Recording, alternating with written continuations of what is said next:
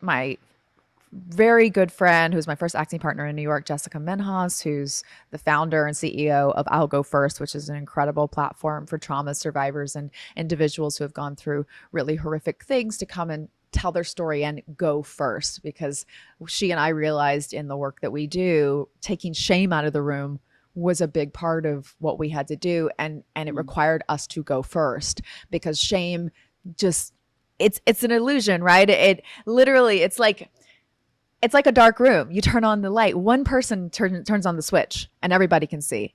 And so one person turns on that light and shame just evaporates like the darkness in a room with a light on. And so she created that, but she had been working fighting human trafficking for years. She was the first one to educate me on this issue. We ended up going to Cambodia. I think I'm going to go save children. They saved my life. So now I have this why, but then I was projecting all of my problems that I still don't know I have onto these beautiful, wonderful little girls who were way wiser. Again, children, were way wiser than I could ever imagine being. And they're loving me and compassionate. And I don't know why I'm being loved. I wanted love, but now I don't know how to take it. I'm so confused. So I go through that for several years. Well, you're learning it. You haven't ever done it before. So you were learning it. Things that you would normally do as a kid, you're doing it as an adult. So you're aware of the fact that it's not smooth. You don't get it. It doesn't make sense. Yes. It's not easy. It's not natural. It's jagged. Your words come out wrong. Shit, that didn't go right. This is what I mean. Because you're learning. And part of my learning I had to make amends for, because my coping mechanisms were very interesting, but I know that I needed them. What were they? One was I was a self-righteous little bitch.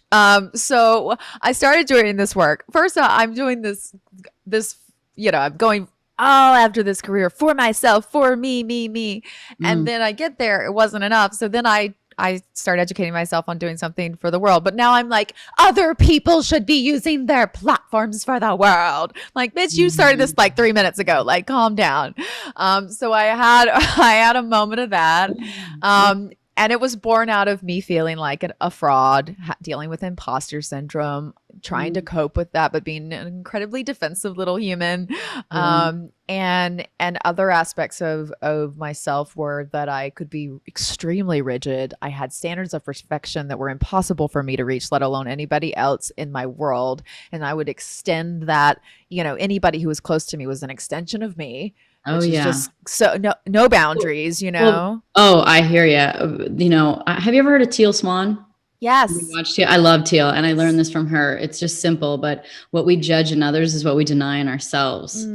So, yes, judgment for all of those things that people weren't doing, that weren't good enough or weren't perfect, like, because you do it to yourself. Absolutely. So it was a lot of that. Again, still haven't had enough time for cyclic seasons of life to make themselves present in my awareness. And when I was 25, I had this moment happen with someone that I really, really loved. And it smacked me in the face. And it was the first time I ever realized that I was the common denominator in a lot of my problems. Nothing like a little heartbreak to get you there, Get right in there. I hear you, girl. Lord Almighty. I was like, here's the thing though.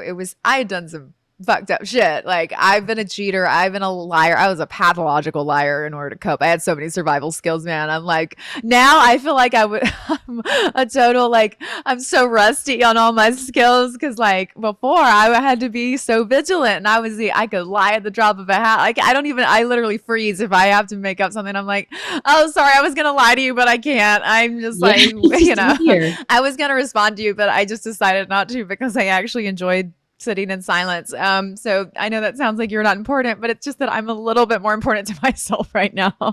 And people are like, I don't know what to do with this level of honesty. Like, I honestly don't know what to tell you, except that all I know how to do is be honest now.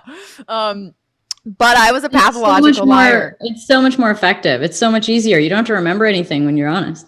You don't have to remember anything if you're honest. That's what my mom would always say. My grandmother said, if you tell the truth, you won't have to remember what you said. And like, it never really resonated at the time, but I'm like, thanks, Mom. Now I get it.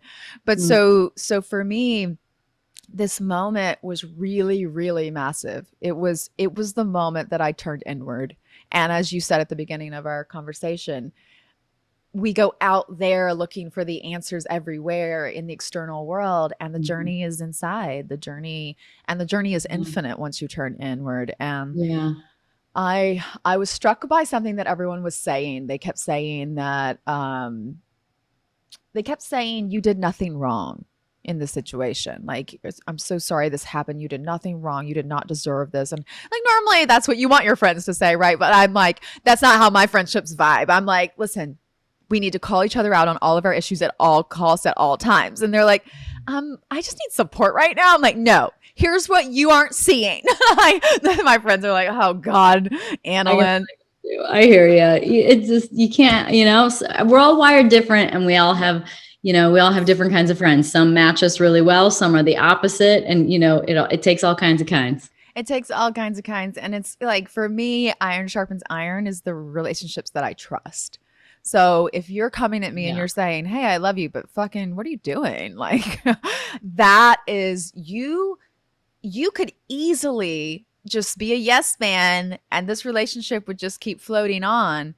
But you care enough to risk me that you would stand up and tell me the truth. That means you're doubling down on this relationship. That means you're doubling down on me. And that means the world to me. That's how I see it. So it's a little reverse mechanics, but it's how, in again, trauma kids, trust is a luxury we are not afforded. So I had to really find that. And that was as a result of the inward journey. So the inward journey started when I was 25, when everyone was saying that I didn't do anything wrong. I was like, this can't be. And all of a sudden I was like, oh, wow, I've cheated on partners. I've done this. I've done that.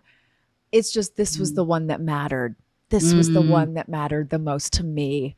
And I was in it to win it. And I got blindsided, and I got to feel what it felt like to be on the other side of this. And that is exactly the type of friendships that I asked for. Call me out. The universe was like, I'm calling you out.